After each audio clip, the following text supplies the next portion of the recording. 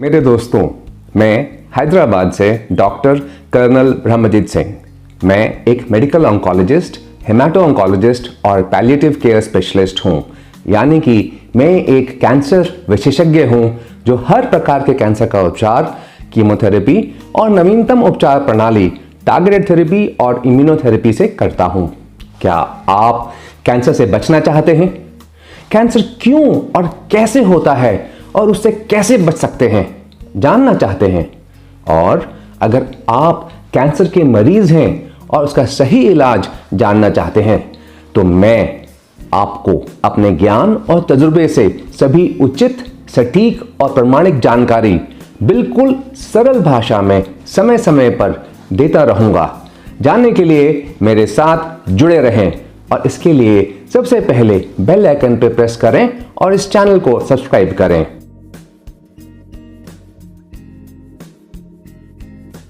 Angelina Jolie दुनिया की सबसे खूबसूरत औरतों में से एक मानी जाती हैं और ये एक अमेरिकी अभिनेत्री, फिल्म निर्माता, मानवतावादी और ब्रैड पिट की पूर्व पत्नी है। एक अकादमी पुरस्कार और 3 गोल्डन ग्लोब पुरस्कार प्राप्त कर चुकी हैं और तो और हॉलीवुड में सबसे अधिक वेतन पाने वाली अभिनेत्री रह चुकी हैं। इनका जन्म 4 जून 1975 को हुआ था। आप सोच रहे होंगे कि मैं एक मेडिकल ऑन्कोलॉजिस्ट, एक कैंसर डॉक्टर आपसे एंजेलिना जोली के बारे में बात कर रहा हूं। मेरे दोस्त, एंजेलिना कैंसर की दुनिया में भी अपनी एंजेलिना जोली इफेक्ट प्रभाव के लिए उतनी ही प्रसिद्ध है जितनी वह पूरी दुनिया में अपनी सुंदरता और अभिनय के लिए। और यही मैं आज आपको बताने जा रहा हूं। क्या यह जानकारी आपके लिए महत्वपूर्ण है? यदि आप एक महिला हैं तो निश्चित रूप से हां, और यदि आप एक पुरुष हैं जो अपने जीवन में जो भी महिलाएं हैं, मां, बहन, बीबी, बेटी, दोस्त, उनसे प्रेम करते हैं तो आपको जरूर पता होना चाहिए कि एंजेलिना जोली इफेक्ट क्या है। लेकिन इससे पहले कि मैं आपको इसके बारे में बताऊं, आपके लिए थोड़ी सी पृष्ठभूमि की जानकारी। इस बेहद खूबसूरत अभिनेत्री ने अपनी स्क्रीन यात्रा अपने पिता के साथ एक बच्चे के रूप में in looking to get out 1982 में शुरू की और फिर एक दशक बाद साइबॉग 2, उसके बाद हैकर्स में उनकी पहली प्रमुख भूमिका थी। उन्होंने जॉर्ज वॉलिस और जिया में अभिनय किया और गर्ल इंटरप्रेटेड के अपने प्रदर्शन के लिए सर्वश्रेष्ठ सहायक अभिनेत्री का अकादमी पुरस्कार जीता। लारा क्रॉफ्ट टॉम रेडर 2001 में वीडियो गेम नायिका लारा क्रॉफ्ट की उनकी मुख्य भूमिका ने उन्हें एक प्रमुख हॉलीवुड अभिनेत्री के रूप में स्थापित किया। उन्होंने mister and Mrs Smith, wanted, salt और द टूरिस्ट के साथ अपना एक्शन स्टार करियर जारी रखा और ये माइटी हार्ट 2007 में अपने प्रदर्शन के लिए आलोचकों की प्रशंसा प्राप्त की और चेंजलिंग 2008 के लिए उन्होंने सर्वश्रेष्ठ अभिनेत्री के अकादमी पुरस्कार के लिए नामांकन मिला। उनकी सबसे बड़ी व्यावसायिक सफलता फैंटेसी फिल्म मेलेफिसेंट 2014 के साथ आई। वह एनिमेशन फिल्म श्रृंखला कुंग फू पांडा में अपनी आवाज की भूमिका के लिए भी जानी जाती हैं। 2021 में जोली ने Marvel Cinematic Universe superhero film Eternals में थेना का किरदार निभाया। एक सार्वजनिक हस्ती के रूप में जोली को अब मनोरंजन उद्योग में सबसे शक्तिशाली और प्रभावशाली लोगों में से एक के रूप में माना जाता है। विभिन्न मीडिया आउटलेट्स ने उन्हें दुनिया की सबसे खूबसूरत महिला का दर्जा दिया है। तो अब आप जान गए होंगे यह फिल्म की दुनिया में पूरे संसार में क्यों प्रसिद्ध है। अब आइए जानते हैं कि वह कैंसर की दुनिया में क्यों मशहूर है। 16 फरवरी 2013 को जोली ने कुछ ऐसा किया जिसने पूरी दुनिया को हैरान कर दिया। एक बहुत बड़ी सर्जरी से गुजरी जो उनके प्रोफेशनल करियर को पूरी तरह से बर्बाद कर सकता था और वह जानते हुए भी एंजेलिना ने प्रिवेंटिव डबल मैस्टेक्टमी करवाई। मैं आपको इन मेडिकल शब्दों का सरल भाषा में समझाता हूं।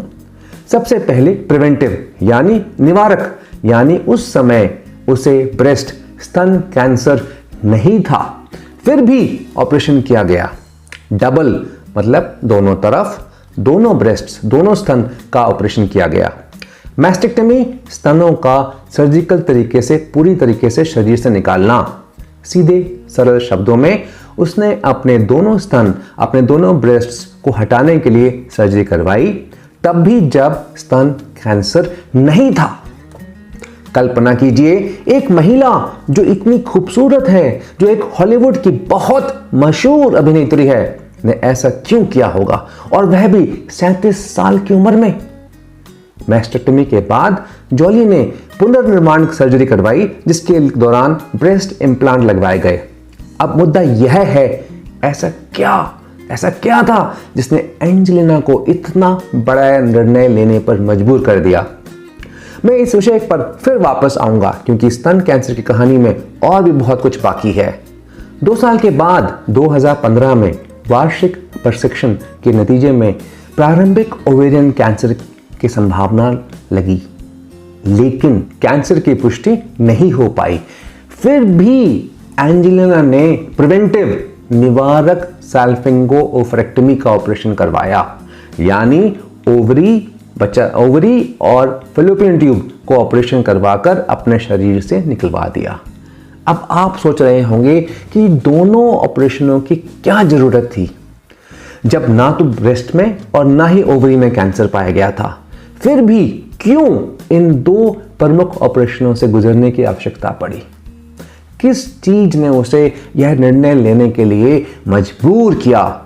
एक महिला के रूप में जरा सोचिए, यदि आप एक अभिनेत्री होते, एक मेगा स्टार, विश्व सुंदरी और अपने करियर की चरम सीमा पे होते, और आपको कोई बोलता कि आप ये दोनों ऑपरेशन, अपने स्तन और अंडाशय, ओवरी को हटवाने का जोखिम उठा लें, इसके बावजूद कि उन दोनों में कोई कैंसर नहीं है, क्या आप यह निर्णय लेते?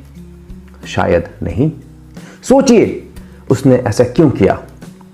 क्या ऐसी मजबूरी आपकी भी हो सकती है, जो आपको यह निर्णय लेने के लिए मजबूर कर दे?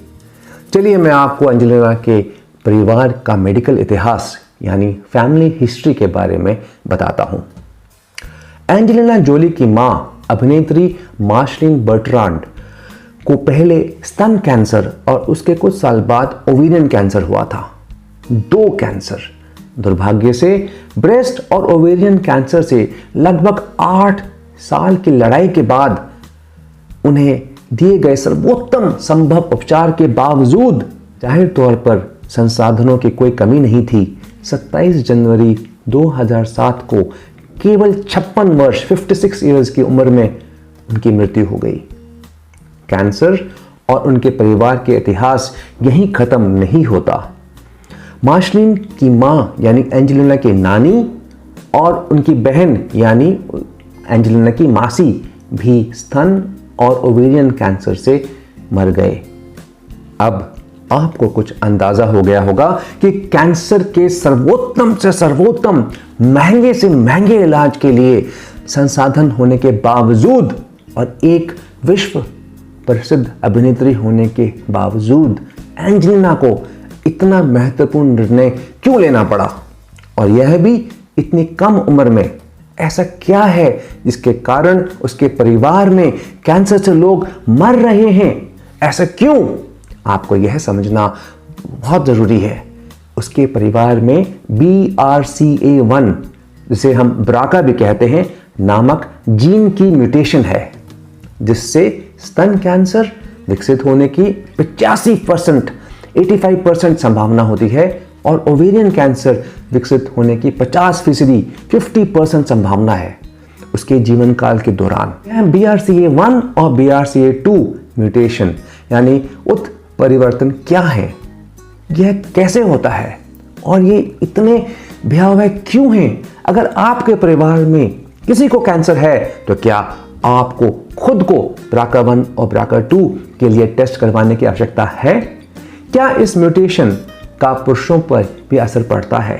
यदि आप BRCA पॉजिटिव हैं तो आपको क्या करना चाहिए? मैं ये सब आपको अगले भाग 2 में समझाऊंगा।